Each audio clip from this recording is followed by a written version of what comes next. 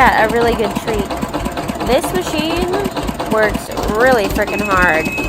Can you hear that motor?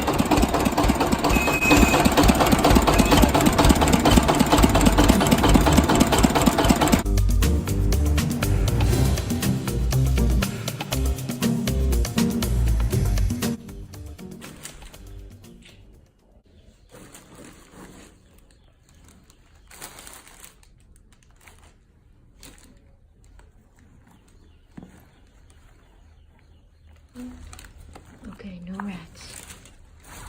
Good morning, everybody. Today's my last day in India. I feel so good. I feel so good. I feel so good. I am so happy that I went to the Neil Gems guy. Ajay is his name. And it was amazing. It was amazing. Exactly what I need to hear. I feel so sure and wonderful, and I'm excited about life. Excited to get some things done when I get home, and look forward to a shift in how I am. Look forward to a shift. He gave me a gift last night. He told me I was an angel, and I was wearing a garnet sun at the time. And he said, no, you're much too precious for that. So he gave me this, and I like it. Okay? Have a wonderful day, guys. I'm gonna be running around India. Let's do it. Yuck. Right. Oh, you're funny. Go, Erica. These things are very functional. The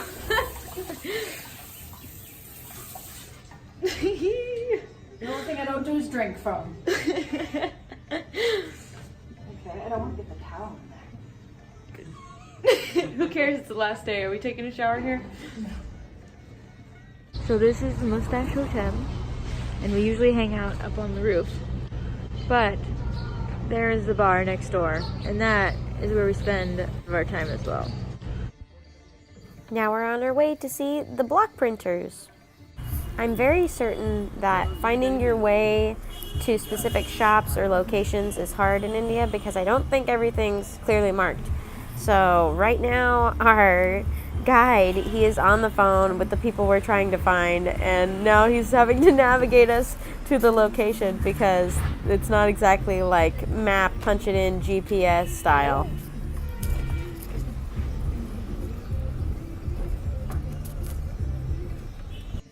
We finally made it. It felt very residential. Kind of a fun surprise. You didn't really know what was going to be inside. I followed Erica into a really cool place. I would have never found this without her, and I don't think we would have found it at all without our guide. So good job, everybody. It all starts with wooden blocks, and these are the patterns that are used to stamp the fabric. And all the fabric is stamped by hand with these little blocks. There can be many different blocks for one single pattern because each pattern requires a different block for every color. So check out all of these. A lot of these get retired after they are no longer ordered. So they create new bricks and then they use them while they're being ordered, and then they retire them. And you create things like this.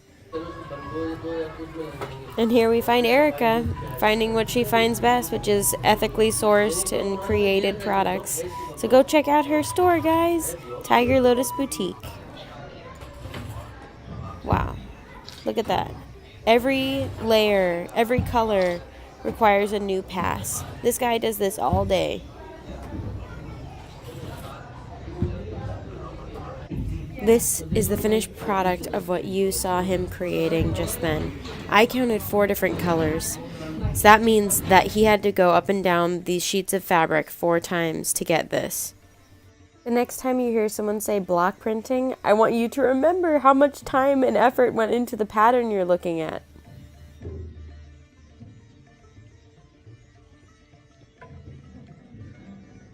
All the dyes are made from different things. The red, I believe, is sugar beets. The yellow is turmeric. There's also some wood and other juices that are used.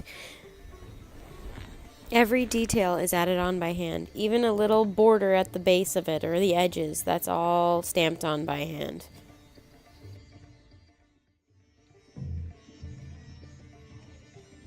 Watching them work, you definitely get a feeling that these guys are masters at their craft.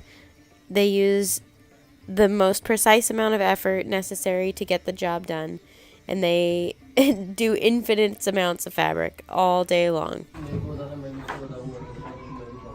To give you a sense of space, it wasn't very big, and it all began with just blank stacks of fabric. Over here we see this guy completing a sheet. Even the corners have to have special detail applied to them. Look at that. Think, just to get that little edge. And then he goes right back over to the top. Look at all those bricks, blocks. And they're all making the same thing. Over here, they're making placemats. They make all kinds of stuff. Any textiles, they stamp them all. And just outside, they do more. You can see hanging all over the walls. This whole block probably makes block printing fabrics. You can see them hanging and drying materials. I could hear a bunch of kids crying all around, so I definitely get the feeling that families live either below or around these shops. Everyone here is so cute. They're all these smiling little faces. And I got to meet the family. I'm a block printer. Now we're off to see where the fabrics have their final treatments done.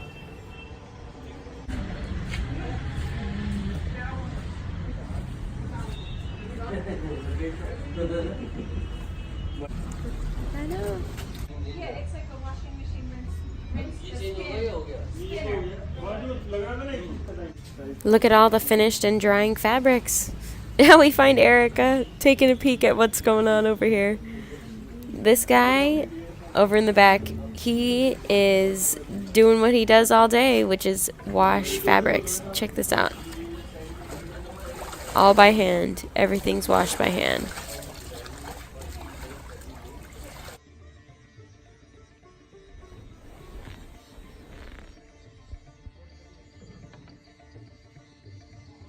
They have to wash the fabric 3 or 4 times by hand.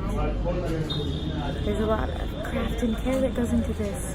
To get one color onto the fabric, it requires its own stamp.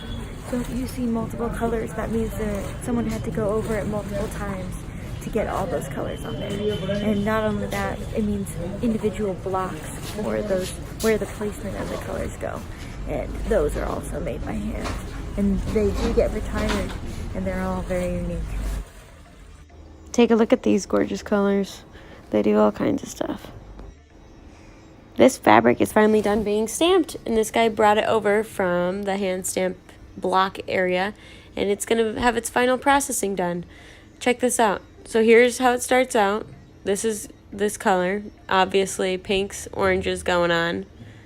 A little bit zoomed in for you. And it comes back here for its final processing. So see that right now he is putting in some kind of special solution or solvent. And something cool is about to happen.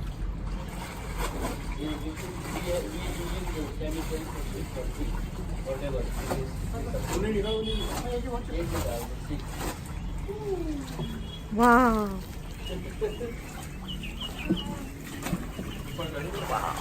Oh my god. Remember where this started? Definitely not blue.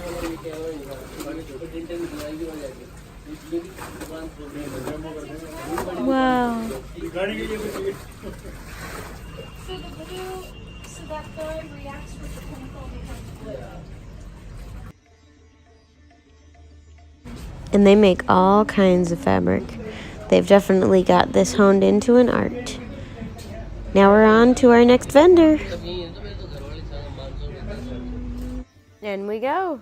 Check this guy out, texting while motorcycling.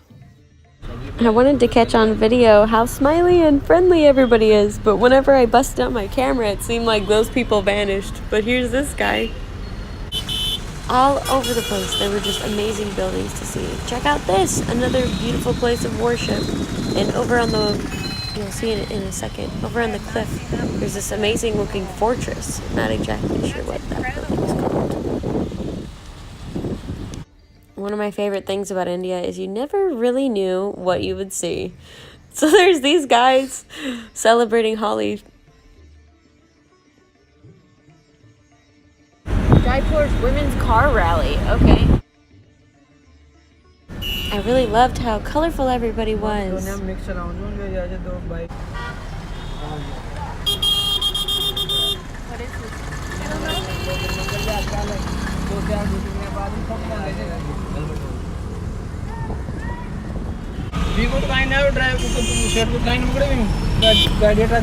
In addition to camels and elephants, they've got horses.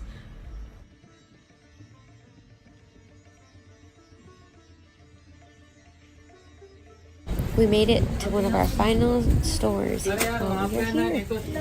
Erica is going for it. I found a couple cute skirts here.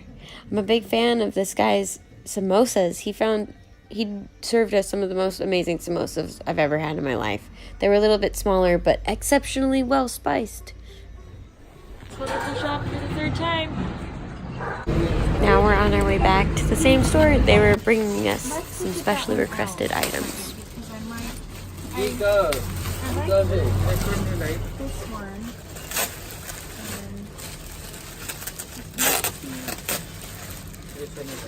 Bye bye, India. The heaviest, most packed, cheapest bag I've ever packed in my life. So let's find out if it takes it. Bye bye. Hotel Mustachio. We made it to the airport. I definitely learned my lesson from last time, and we got here way early. Good airport pizza toast and iced tea. Okay, we are on the first leg of our many hour journey. Let's go home. Aloha, India. Thanks for being awesome. I look forward to visiting you at a later time. Now, I need to get ready for my 4-hour journey to Guangzhou before the big one home.